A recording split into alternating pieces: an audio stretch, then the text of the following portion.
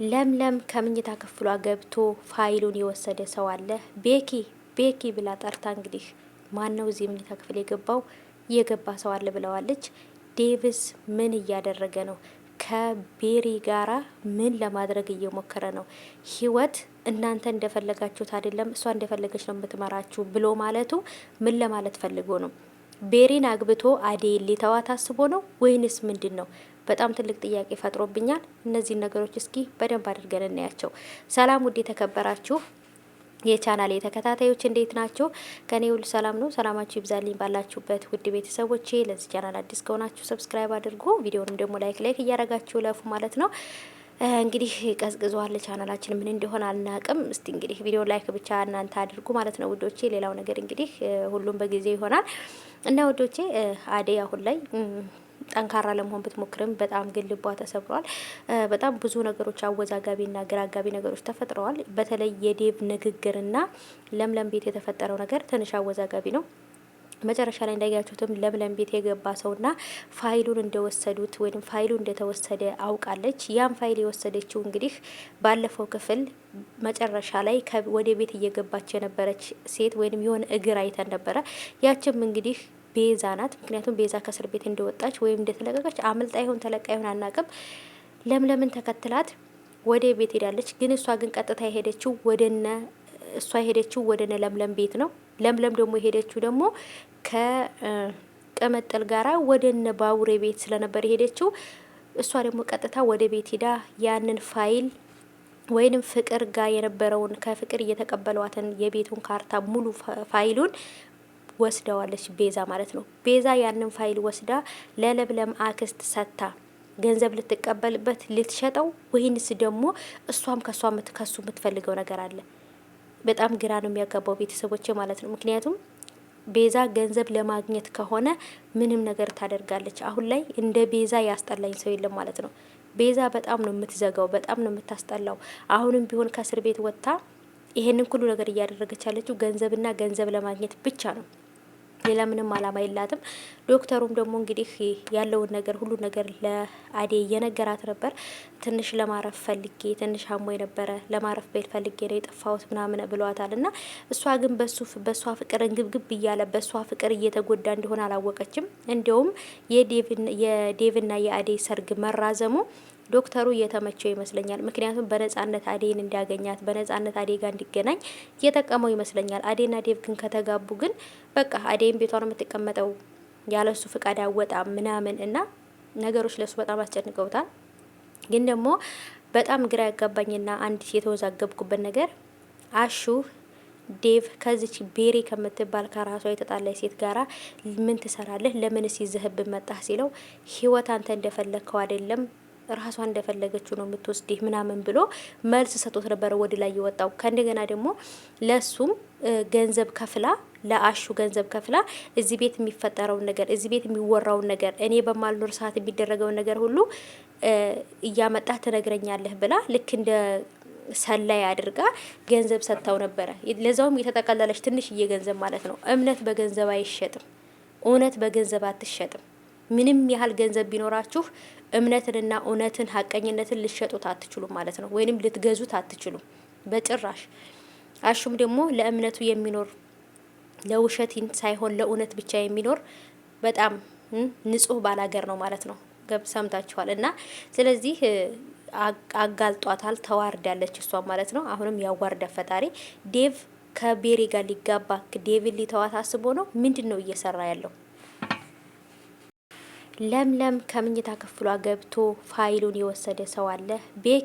ቤኪ ብላ ጠርታ እንግዲህ ማን ነው እዚህ ምኝታ ክፍል የገባ ሰው አለ ብለዋለች። ዴቭስ ምን እያደረገ ነው? ከቤሪ ጋራ ምን ለማድረግ እየሞከረ ነው? ህይወት እናንተ እንደፈለጋችሁት አይደለም፣ እሷ እንደፈለገች ነው የምትመራችሁ ብሎ ማለቱ ምን ለማለት ፈልጎ ነው? ቤሪን አግብቶ አዴን ሊተዋት አስቦ ነው ወይንስ ምንድን ነው? በጣም ትልቅ ጥያቄ ፈጥሮብኛል። እነዚህን ነገሮች እስኪ በደንብ አድርገን እናያቸው። ሰላም ውድ የተከበራችሁ የቻናሌ ተከታታዮች እንዴት ናቸው? ከኔ ሁሉ ሰላም ነው። ሰላማችሁ ይብዛልኝ ባላችሁበት ውድ ቤተሰቦቼ። ለዚህ ቻናል አዲስ ከሆናችሁ ሰብስክራይብ አድርጉ፣ ቪዲዮንም ደግሞ ላይክ እያረጋችሁ ለፉ ማለት ነው። እንግዲህ ቀዝቅዟል። ቻናላችን ምን እንደሆነ አልናቅም። እስቲ እንግዲህ ቪዲዮ ላይክ ብቻ እናንተ አድርጉ ማለት ነው ውዶቼ። ሌላው ነገር እንግዲህ ሁሉም በጊዜው ይሆናል እና ውዶቼ አደይ አሁን ላይ ጠንካራ ለመሆን ብትሞክርም በጣም ግን ልቧ ተሰብሯል። በጣም ብዙ ነገሮች አወዛጋቢና ግራጋቢ ነገሮች ተፈጥረዋል። በተለይ የዴቭ ንግግርና ለምለም ቤት የተፈጠረው ነገር ትንሽ አወዛጋቢ ነው። መጨረሻ ላይ እንዳያችሁትም ለምለም ቤት የገባ ሰውና ፋይሉን እንደወሰዱት ወይም ፋይሉ እንደተወሰደ አውቃለች። ያን ፋይል የወሰደችው እንግዲህ ባለፈው ክፍል መጨረሻ ላይ ወደ ቤት እየገባች የነበረች ሴት ወይም የሆነ እግር አይተን ነበረ። ያችም እንግዲህ ቤዛ ናት። ምክንያቱም ቤዛ ከእስር ቤት እንደወጣች ወይም እንደተለቀቀች አምልጣ ይሆን ተለቃ ይሆን አናቅም። ለምለምን ተከትላት ወደ ቤት ሄዳለች። ግን እሷ ግን ቀጥታ የሄደችው ወደነ ለምለም ቤት ነው።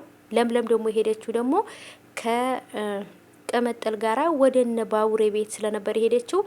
እሷ ደግሞ ቀጥታ ወደ ቤት ሄዳ ያንን ፋይል ወይንም ፍቅር ጋር የነበረውን ከፍቅር እየተቀበሏትን የቤቱን ካርታ ሙሉ ፋይሉን ወስደዋለች ቤዛ ማለት ነው። ቤዛ ያንን ፋይል ወስዳ ለለምለም አክስት ሰታ ገንዘብ ልትቀበልበት ልትሸጠው፣ ወይንስ ደግሞ እሷም ከሱ የምትፈልገው ነገር አለ።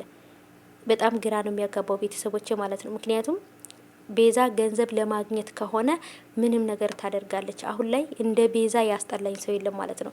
ቤዛ በጣም ነው የምትዘጋው፣ በጣም ነው የምታስጠላው። አሁንም ቢሆን ከእስር ቤት ወጥታ ይሄንን ሁሉ ነገር እያደረገች ያለችው ገንዘብና ገንዘብ ለማግኘት ብቻ ነው። ሌላ ምንም አላማ የላትም። ዶክተሩም ደግሞ እንግዲህ ያለውን ነገር ሁሉ ነገር ለአዴ እየነገራት ነበር። ትንሽ ለማረፍ ፈልጌ ትንሽ አሞኝ ነበረ ለማረፍ ቤት ፈልጌ ነው የጠፋሁት ምናምን ብሏታል። እና እሷ ግን በሷ ፍቅር እንግብግብ እያለ በሷ ፍቅር እየተጎዳ እንደሆነ አላወቀችም። እንዲያውም የዴቭና የአዴ ሰርግ መራዘሙ ዶክተሩ እየተመቸው ይመስለኛል። ምክንያቱም በነጻነት አዴን እንዲያገኛት በነጻነት አዴ ጋር እንዲገናኝ እየጠቀመው ይመስለኛል። አዴና ዴቭ ግን ከተጋቡ ግን በቃ አዴን ቤቷን የምትቀመጠው ያለሱ ፍቃድ አወጣ ምናምን እና ነገሮች ለሱ በጣም አስጨንቀውታል። ግን ደግሞ በጣም ግራ ያጋባኝና አንድ የተወዛገብኩበት ነገር አሹ ዴቭ ከዚች ቤሪ ከምትባል ከራሷ የተጣላይ ሴት ጋራ ምን ትሰራለህ? ለምንስ ይዘህብን መጣህ? ሲለው ህይወት አንተ እንደፈለግከው አይደለም ራሷ እንደፈለገችው ነው የምትወስድህ ምናምን ብሎ መልስ ሰጥቶት ነበረ ወደ ላይ የወጣው። ከእንደገና ደግሞ ለሱም ገንዘብ ከፍላ ለአሹ ገንዘብ ከፍላ እዚህ ቤት የሚፈጠረውን ነገር እዚህ ቤት የሚወራውን ነገር እኔ በማልኖር ሰዓት የሚደረገውን ነገር ሁሉ እያመጣ ትነግረኛለህ ብላ ልክ እንደ ሰላይ አድርጋ ገንዘብ ሰጥታው ነበረ። ለዛውም የተጠቀለለች ትንሽዬ ገንዘብ ማለት ነው። እምነት በገንዘብ አይሸጥም። እውነት በገንዘብ አትሸጥም። ምንም ያህል ገንዘብ ቢኖራችሁ እምነትንና እውነትን ሀቀኝነትን ልትሸጡት አትችሉም ማለት ነው። ወይንም ልትገዙት አትችሉም በጭራሽ። አሹም ደግሞ ለእምነቱ የሚኖር ለውሸትን ሳይሆን ለእውነት ብቻ የሚኖር በጣም ንጹህ ባላገር ነው ማለት ነው። ሰምታችኋል። እና ስለዚህ አጋልጧታል። ተዋርዳለች እሷ ማለት ነው። አሁንም ያዋርዳ ፈጣሪ። ዴቭ ከቤሪ ጋር ሊጋባ ዴቪን ሊተዋት አስቦ ነው። ምንድን ነው እየሰራ ያለው? እና ቤተሰቦቼ ዶክተሩም ደግሞ አዴይን ትቶ ከሩታ ጋር ለመሆን መሞከር አለበት። ሩታ ደጅ ጠናች፣ በጣም ተሰቃየች። እሱን ካፏ ወጥቶ አፈቅርሃለው እወድሃለው የሚለውን ቃል ካፏ ሳታወጣ እውነቱን እንዲረዳት አይኗን አይቶ ያለችበትን ሁኔታ እንዲረዳ እንዲያውቅ ትፈልጋለች። ዶክተሩ ግን ደግሞ ግግም ብሎ ከአዴ ላይ ብቻ ላይ ትክል ብሎ አልነቀልም ብሏል። አዴ ግን ደግሞ ለማግባት ውጣ ወረዶች ውስጥ ያለች በጣም ትልቅ ፈተና ውስጥ ያለች ህይወት ቀንና ሌሊቱን ያጨለመችባት በጣም ምስኪን የዋህ ልጅ ናት። እሱም ግን ደግሞ ፍቅሩን ለመናገር ሳይሆን ለሷ የሚጨነቅ ሰው ለሷ ተቆርቋሪ ሰው መስሎ አሁንም ቢሆን እሱ ራሱ በጭንቀት እሷም በጭንቀት ናቸው ያሉት።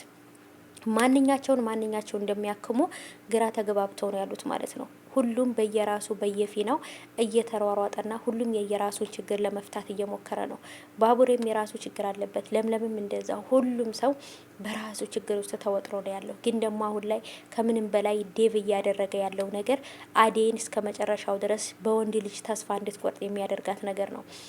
ቤሪን ለማግባት ወስኖ ነው። ዴቭና ቤሪ ሁልጊዜም ሲገቡ ሲወጡ አንድ ላይ የሚወጡት።